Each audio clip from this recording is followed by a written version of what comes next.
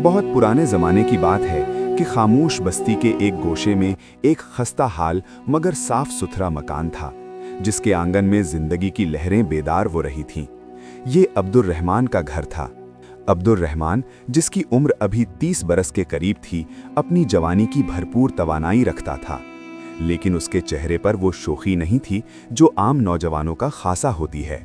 उसके बजाय उसकी पेशानी पर सजदों का निशान और आंखों में एक ऐसी ठहराव वाली चमक थी जो गहरे समंदर की याद दिलाती थी। वो जानता था कि उसके कंधों पर सिर्फ अपनी जिंदगी का बोझ नहीं, बल्कि 2 गिरती हुई दीवारों का सहारा बनने की जिम्मेदारी भी है, यानी उसके ज़ईफ वालिदैन। अब्दुल रहमान के 2 बड़े भाई सलीम और रहीम गांव के मतमव्वल अफराद में शुमार होने लगे थे। उनके पास अपने खेत थे, उनकी बीवियां शहर के फैशन और आसाइशों की दिलदादा थीं, और उनके नज़दीक तरक्की का मतलब सिर्फ मादी खुशहाली था। इस सब के दरमियान बूढ़े वालिदैन एक बोझ महसूस होने लगे थे। एक शाम जब सूरज ढल रहा था और परिंदे अपने घोंसलों को लौट रहे थे, घर के दालान में एक ऐसी गुफ्तगू शुरू हुई जिसने अब्दुल रहमान की जिंदगी का रुख बदल दिया। सलीम ने गला साफ करते हुए कहा, देखो अब्दुल रहमान, अब्बा की तबीयत अब संभलने वाली नहीं और अम्मी की बीनाई जवाब दे रही है। हम अपनी मसरूफियात में उनका ख्याल नहीं रख सकते। क्यों ना जायदाद तकसीम कर दी जाए ताकि हम सब अपनी अपनी राह लें। अब्दुल रहमान खामोशी से जमीन को रेतता रहा। उसके दिल पर चोट लगी थी। उसने अपने भाइयों के चेहरों पर वो लालच देखा जो रिश्तों की मिठास निगल जाता है। उसने एक लंबा सांस लिया और सर उठाकर उनकी आंखों में झांका। भाइयों, जायदाद की तकसीम का फैसला आपने कर ही लिया है, तो एक तजवीज़ मेरी भी सुन लें। सलीम और रहीम चौंक गए। अब्दुल रहमान ने निहायत धीमे मगर पुरज़्म लहजे में कहा, मैं जायदाद में अपने हिस्से से दस्तबरदार होता हूँ। मेरा हिस्सा तुम दोनों आधा आधा बांट लो। बदले में मुझे सिर्फ एक चीज़ चाहिए, अम्मी और अब्बा की खिदमत का हक। आज के बाद वो मेरे पास रहेंगे, उनकी हर तकलीफ मेरी होगी और तुम अपनी जिंदगियों में आज़ाद होगे। कमरे में सन्नाटा छा गया।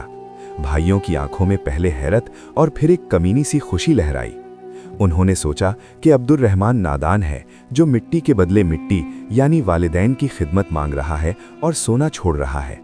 उन्होंने फौरन हामी भर ली। भाई अपने खानदानों समेत अलग हो गए। घर का वो हिस्सा जहां कभी रौनक थी अब खामोश हो गया था। अब सिर्फ अब्दुल रहमान था, उसके नहीफ वालिद और नाबीना माँ। सुबह सवेरे उठकर वो दूसरों के खेतों में मजदूरी करता ताकि 2 वक्त की रोटी का इंतजाम हो सके। तपती धूप में जब पसीना उसकी आंखों में जाता तो वो हाथ से पोंछकर सिर्फ एक ही दुआ करता, या अल्लाह, मेरे हाथों में इतनी हिम्मत दे कि मेरे वालिदैन को किसी के आगे हाथ न फैलाना पड़े। शाम को जब वो थका हारा घर लौटता तो अपनी थकन दरवाजे पर ही उतार देता। वो मुस्कुराता हुआ माँ के पास जाता, अम्मी देखिए मैं आपके लिए क्या लाया हूँ। कभी वो जंगल से बेर तोड़ लाता, कभी गुड़ की एक डली। माँ जिनके हाथ कांप रहे होते उसके चेहरे को छू कर कहती, बेटा तूने अपनी जवानी हमारे नाम कर दी। तेरे भाइयों के घरों में चरागाह हैं और तू इस अंधेरे घर में हमारी लाठी बना हुआ है। क्या तुझे दुख नहीं होता? अब्दुल रहमान उनके कदमों में बैठ जाता और सर उनके घुटनों पर रख देता। अम्मी, चराग वो नहीं जो तेल से जलें, चराग वो हैं जो दुआओं से रोशन हो। मुझे उन महलों की ज़रूरत नहीं जहां दिल वीरान हो। मुझे इस झोंपड़ी में बादशाहत महसूस होती है। वक्त गुजरने के साथ साथ हालात मुश्किल होते गए। गांव में कहत किसी सूरत हाल पैदा हो गई।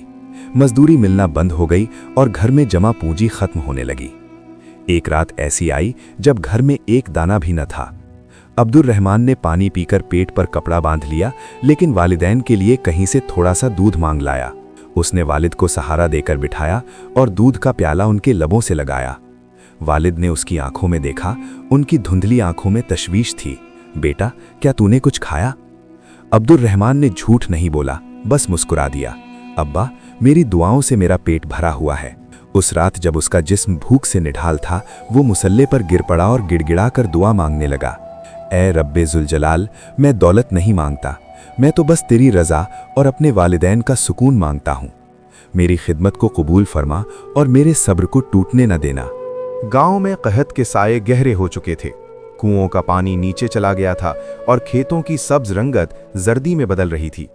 अब्दुल रहमान के भाई जो अपनी जायदाद पर इतराते थे अब परेशान रहने लगे थे, क्योंकि उनके पास मालो दौलत तो थी मगर सुकून छिन चुका था। दूसरी तरफ अब्दुल रहमान का हाल ये था कि उसके जिस्म का गोश्त घुल चुका था, मगर उसकी रूह पहले से ज्यादा तवाना हो गई थी। एक दोपहर अब्दुल रहमान की मां भूख की शिद्दत से निढाल होकर बेहोश हो गईं। वालिद की हालत भी गैर थी। घर में बेचने के लिए कुछ न बचा था सिवाय उस पुरानी चादर के जो अब्दुल रहमान के पास सर्दी से बचने का वाहिद सहारा थी। अब्दुल रहमान ने वो चादर उठाई और बाजार की तरफ चल दिया। रास्ते में उसे उसके बड़े भाई सलीम का ठाठदार घर नजर आया, जहां से लजीज सालन की खुशबू आ रही थी। उसके कदम एक लम्हे को लड़खड़ाए। उसने सोचा, क्या मैं अपने भाई से सवाल करूं? मगर फौरन ही उसके ज़मीर ने झिंझोड़ा, नहीं अब्दुल रहमान, जिसने यहां तक पाला है वो आगे भी रास्ता निकाल देगा। उसने चादर बाजार में एक बूढ़े ताजिर को सिर्फ चंद सिक्कों में बेच दी। उन सिक्कों से उसने आटा और कुछ दवाइयां खरीदी। जब वो घर पहुंचा तो उसकी मां होश में आ चुकी थीं। उन्होंने जब बेटे के कंधों को चादर से खाली देखा तो उनकी आंखों में आंसू आ गए। बेटा, तूने अपने तन का कपड़ा बेच दिया? मां की आवाज लरज रही थी। अब्दुल रहमान ने मोहब्बत से उनका हाथ चूमा और कहा, अम्मी, अगर मेरा ज़मीर जिंदा है तो 1000 चादरें आ जाएंगी, लेकिन अगर आपको कुछ हो गया तो मैं खुद को कभी माफ़ नहीं कर पाऊंगा। उस रात अब्दुल रहमान भूखा सोया। नींद की आगोश में जाते ही उसे एक अजीबो-गरीब ख्वाब दिखा कि वो एक पुरनूर वादी में खड़ा है, जहां हर तरफ खुशबू फैली हुई है। एक नूरानी बुजुर्ग नमूदार हुए, जिनके चेहरे से ऐसी जिया फूट रही थी कि नजरें ठहरना मुश्किल था। उन्होंने कहा, ए अब्दुल रहमान, अल्लाह तेरे सब्र और तेरी खिदमत से राजी हो गया है। कल फजर के बाद उस पहाड़ी की जानिब जाना जो गांव के मशरिक में है। वहां एक खास पत्थर के नीचे 100 दीनार रखे हैं, वो तेरी मेहनत का सिला है। अब्दुल रहमान ने अदब से पूछा, जनाब, क्या उनमें बरकत होगी? बुजुर्ग ने सर नफी में हिला दिया और गायब हो गए। सुबह जब अब्दुल रहमान की आंख खुली तो उसने इस ख्वाब का तज़किरा किसी से नहीं किया। उसने सोचा कि ऐसी दौलत का क्या फ़ायदा जो बरकत से खाली हो। वो सारा दिन मजदूरी की तलाश में फिरता रहा, मगर उसे कुछ न मिला। दूसरी रात फिर वही ख्वाब आया। इस बार पेशकश 10 दीनार की थी, मगर जवाब फिर वही था, बरकत नहीं होगी। अब्दुल रहमान ने फिर इनकार कर दिया। उसे दुनिया की चकाचौंध नहीं, अल्लाह की खुशनूदी चाहिए थी। तीसरी रात जब बुजुर्ग आए तो उनके हाथ में सिर्फ 1 दीनार था। उन्होंने कहा, ए अब्दुल रहमान, ये 1 दीनार है और इसमें अल्लाह की बेपनाह बरकत शामिल है। ये तेरी उस चादर का बदला है जो तूने अपनी माँ की खातिर बेची थी। अब्दुल रहमान की आंखों से आंसू जारी हो गए। उसने कहा, मुझे यही मंजूर है, क्योंकि बरकत के बगैर समंदर भी कम पड़ जाता है और बरकत के साथ एक कतरा भी काफ़ी होता है। सुबह उठते ही वो उस पहाड़ी की तरफ भागा। पत्थर हटाया तो वहां वाकई एक चमकता हुआ दीनार पड़ा था। उसने वो दीनार उठाया और सीधा बाजार का रुख किया। उसके दिल में अजीब सा सुकून था। उसे लग रहा था कि इस 1 दीनार में पूरी दुनिया की ताकत सिमटाई है। बाजार में सबसे पहले उसने अपनी माँ की पसंदीदा मछली खरीदी। मछली वाला हैरान था कि 1 दीनार में इस कदर ज्यादा सामान कैसे आ रहा है। अब्दुल रहमान ने ज़रूरत का तमाम राशन लिया, वालिदैन के लिए नए कपड़े खरीदे और फिर भी उसकी जेब में कुछ पैसे बाकी बच गए थे। घर आकर उसने वो मछली अपनी बीवी, जो इस कड़े वक्त में उसका साया बनी रही थी, को दी कि उसे पकाकर वालिदैन के सामने पेश करे। जब मछली का पेट चाक किया गया तो अंदर से एक ऐसी रोशनी निकली जिसने कच्चे कमरे को जगमगा दिया। ये क्या है? उसकी बीवी चिल्लाई। अब्दुल रहमान करीब आया तो देखा कि मछली के पेट से एक नायाब, बड़ा और चमकदार मोती बरामद हुआ है। ऐसा मोती जिसकी मिसाल पूरे इलाके में नहीं थी। अब्दुल रहमान ने वो मोती शहर के सबसे बड़े जौहरी को दिखाया। जौहरी ने उसे आंखों से लगाया और कहने लगा, नौजवान, ये कोई आम मोती नहीं, ये शाही गौहर है। मैं अपनी पूरी दुकान भी बेच दूं तो इसकी कीमत पूरी नहीं कर सकता, लेकिन मैं तुम्हें इतना माल दे सकता हूं कि तुम्हारी 7 नस्लें बैठकर खाएंगी। अब्दुल रहमान दौलत के अंबार लेकर घर लौटा। उसने सबसे पहले वालिदैन के कदमों में वो रकम रखी। उसके भाई, जो उसे हकीर समझते थे, ये देखकर दंग रह गए कि जिस भाई ने जायदाद छोड़ी थी, कुदरत ने उसे खजानों का मालिक बना दिया है। माँ ने तड़प कर दुआ दी, या अल्लाह, जैसे इसने हमारी अंधेरी जिंदगी में उजाला किया, तो इसके नसीब को दोनों जहानों में रोशन कर। अब्दुल रहमान के घर के हालात बदल चुके थे। जिस आंगन में कभी गुर्बत के डेरे थे, वहां बरकत की रेलपेल थी। लेकिन अब्दुल रहमान की सादगी में जर्रा बराबर फर्क न आया। उसने एक बड़ा मकान तो बनवाया, मगर सिर्फ इसलिए कि उसके वालिदैन को आराम मिल सके। वो आज भी अपने हाथों से माँ के पांव दबाता और बाप की लाठी बनकर साथ चलता। ताहम जहां दौलत आती है, वहां दुनियादारों की नजरें भी बदल जाती हैं। अब्दुल रहमान के दोनों बड़े भाई सलीम और रहीम, जो उसे फाका कश समझकर भूल चुके थे, अब रोजाना चक्कर लगाने लगे। सलीम और रहीम ने जब देखा कि अब्दुल रहमान के पास इतना मालो ज़र आ गया है तो उनके दिलों में हसद के सांप लौटने लगे। एक शाम सलीम ने रहीम से कहा, देखो रहीम, हमने जायदाद ली तो हमें क्या मिला? कहत और खसारा। और इस नादान ने सिर्फ बूढ़े माँ बाप को संभाला तो उसे मछली के पेट से खजाना मिल गया। ये नाइंसाफ़ी है। उस मछली पर हमारा भी हक था क्योंकि वो वालिदैन के घर में आई थी। दोनों भाइयों ने मिलकर एक मंसूबा बनाया। वो अब्दुल रहमान के पास आए और रूहान से होकर बोले, छोटे भाई, हमसे बड़ी गलती हुई। हमने वालिदैन को तुझ पर छोड़ दिया। अब हमें एहसास हुआ है कि असल कमाई तो खिदमत है। अब कुछ दिन अम्मी और अब्बा को हमारे पास रहने दे ताकि हम भी अपनी आखिरत संवार सकें। अब्दुल रहमान उनकी नीयत से वाकिफ था, मगर वो रिश्तों का पास रखने वाला इंसान था। उसने वालिदैन से पूछा तो माँ ने रो कर कहा, बेटा, तूने हमें कभी आंख भर कर नहीं देखा, अब उनके पास क्यों भेजता है? मगर अब्दुल रहमान ने भाइयों का मान रखने के लिए वालिदैन को कुछ दिनों के लिए उनके यहाँ भेजने पर आमादगी जाहिर कर दी, इस शर्त के साथ कि उनका ख्याल बिल्कुल वैसे ही रखा जाएगा जैसे वो रखता है। वालिदैन सलीम के घर मुंतकिल हो गए। सलीम और उसकी बीवी ने शुरू के 2 दिन तो खूब आब भगत की, लेकिन तीसरे दिन से उनका असली रंग जाहिर होने लगा। वो वालिदैन की खिदमत मछली के मोती की लालच में कर रहे थे। जब उन्हें कोई मौजज़ा नज़र ना आया तो उनका लहजा तल्ख हो गया। एक रात बूढ़े वालिद को सख्त खांसी उठी। सलीम की बीवी गुस्से में कमरे में आई और कहने लगी, बुढ़ापे ने नींद हराम कर दी है। अगर यही हाल रहा तो हम आपको वापस अब्दुल रहमान के पास छोड़ आएंगे। हमें कोई मोती वोती नहीं चाहिए, हमें बस सुकून चाहिए। वालिदैन की आंखों में आंसू आ गए। उन्हें अपनी उस कुटिया की याद सताने लगी जहां अब्दुल रहमान उनकी खांसी पर तड़प उठता था और रात भर सिरामे बैठकर पानी पिलाता था। उधर अब्दुल रहमान का हाल ये था कि वालिदैन के बगैर उसे घर कब्रिस्तान लग रहा था। वो रात भर मुसल्ले पर बैठकर उनकी सलामती की दुआएं मांगता। सलीम और रहीम को लगा था कि वालिदैन के कदम उनके घर पड़ेंगे तो दौलत की बारिश होगी, मगर हुआ इसके बरक्स। सलीम की फसलों को आग लग गई और रहीम का कारोबार अचानक ठप हो गया। वो चीख उठे, ये कैसे वालिदैन है? अब्दुल रहमान के पास गए तो वो अमीर हो गया, हमारे पास आए तो हम बर्बाद हो रहे हैं। वो गुस्से में भरे हुए वालिदैन को लेकर अब्दुल रहमान के घर पहुंचे और उन्हें सहन में छोड़कर बोले, ले संभाल अपना खजाना, हमें नहीं चाहिए ऐसी खिदमत जिससे हमारा रहा सहा माल भी चला जाए। अब्दुल रहमान ने दौड़कर अपने माँ बाप के कदमों को छुआ। उनके चेहरों पर आई जर्दी देखकर उसका दिल खून के आंसू रोने लगा। उसने भाइयों की तरफ देखा और निहायत संजीदगी से कहा, भाइयों, वालिदैन कोई जादू की छड़ी नहीं कि जिनके पास जाएं वहां सोना बरसने लगे। ये तो वो हस्तियां हैं जिनके लिए दिल साफ करना पड़ता है। मैंने उनकी खिदमत सौदे के तौर पर नहीं, मोहब्बत के तौर पर की थी। अल्लाह नीयत देखता है, तिजोरियां नहीं।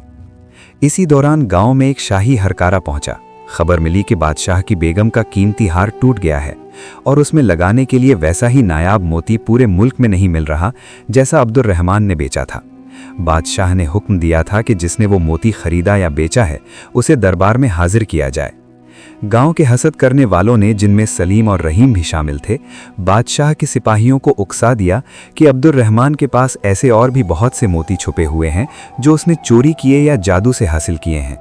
सिपाही अब्दुल रहमान के घर पहुंच गए और उसे गिरफ्तार करने लगे। बूढ़ी माँ सिपाहियों के सामने हाथ जोड़कर खड़ी हो गई, मेरे बेटे को न ले जाओ, ये बेगुनाह है। मगर सिपाहियों ने एक न सुनी और अब्दुल रहमान को जंजीरों में जकड़कर शहर की तरफ ले गए। अब्दुल रहमान ने जाते हुए अपनी बीवी से कहा, घबराना नहीं, अल्लाह ने अगर मछली के पेट से रास्ता निकाला है तो वो जेल की सलाखों से भी रास्ता निकाल देगा। बस मेरे माँ बाप का ख्याल रखना। अब्दुल रहमान को जब जंजीरों में जकड़कर बादशाह के आलीशान दरबार में पेश किया गया तो वहां का मंजर हैबतनाक था। बादशाह सलामत एक बुलंद व बाला तख्त पर विराजमान थे और उनके गिर्द मुसल्लह सिपाही और ज़हीन वजीर खड़े थे। पूरे दरबार में सरगोशियां हो रही थीं कि एक मामूली किसान के पास इतना कीमती मोती कहां से आया। बादशाह ने गरजदार आवाज में पूछा, अब्दुल रहमान, हमने सुना है कि तुमने वो नायाब मोती बेचा है जो पूरी दुनिया में बेमिसाल है। तुम्हारे भाइयों और गांव वालों का कहना है कि तुमने कोई खजाना छुपा रखा है या तुम जादू के जोर से ये दौलत लाए हो। सच सच बताओ, वरना तुम्हारा सर कलम कर दिया जाएगा। अब्दुल रहमान ने सर झुकाए निहायत सुकून से जवाब दिया, आलीजा, मेरे पास न कोई जादू है, न ही मैंने कोई खजाना चोरी किया है। ये मोती मुझे एक मछली के पेट से मिला था और वो मछली मैंने उस एक बरकत वाले दीनार से खरीदी थी जो मुझे मेरी माँ की दुआ और बाप की खिदमत के सिले में अता हुआ था। दरबार में कहकहा बुलंद हुआ। बादशाह को ये बात एक अफसाना लगी। उसने गुस्से से कहा, अगर तुम सच्चे हो तो साबित करो। हम तुम्हें 3 दिन की मोहलत देते हैं। अगर इन 3 दिनों में तुम्हारी खिदमत की बरकत ने तुम्हें यहां से न निकाला तो तुम्हें फांसी दे दी जाएगी। अब्दुल रहमान को तारीक जिंदान में डाल दिया गया। वहां की दीवारें सर्द और हवा बोझिल थीं, मगर उसके मुसल्ले पर कोई खौफ न था। वो सारी रात रब के हुजूर सजदा रेज रहा।